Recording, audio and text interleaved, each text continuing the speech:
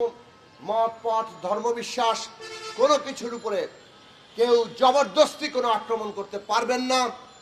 এবং আমরা সরকারের কাছে বলবো, প্রত্যেক প্রশাসনের লোককে জবাবদিহিতা করতে হবে। কেন মাজারে হামলা হলো, কারা মন্দিরে হামলা করলো, কোথায় ছিল প্রশাসন, কোথায় ছিল পুলিশ? আমরা দেখেছি বিগত ফ্যাসিস্ট হাসিনা সরকার, তাদের আমলে এইরকম যখন হামলা হয়েছে, হামলা প্রথমে হতে দেওয়া হয়, ভাঙচুর হয়ে যায়, দখল হয়ে যায়, তারপরে পুলিশ আসে, তারপর চলে সাম্প্রদায়িক হামলার বিরুদ্ধে ওই ফ্যাসিস্টদের রাজনীতি। এই সব বাংলাদেশে বহুদিন হয়েছে, একজন প্রশাসনের লোক কোনোদিন জবাবদিহিতার আওতায় আসে নাই।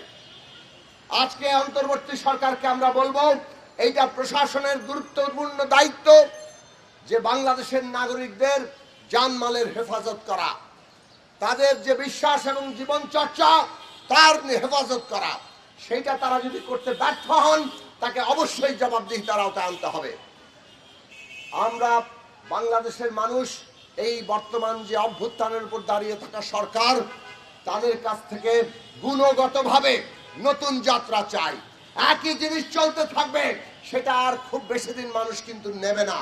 সুতরাং আপনাদেরকে যেখানে যে ভূমিকা, কঠোরভাবে নীতিগত অবস্থানকে বাস্তবায়নের জন্য কঠোর অবস্থান নিতে হয়, সেটা নিতে হবে।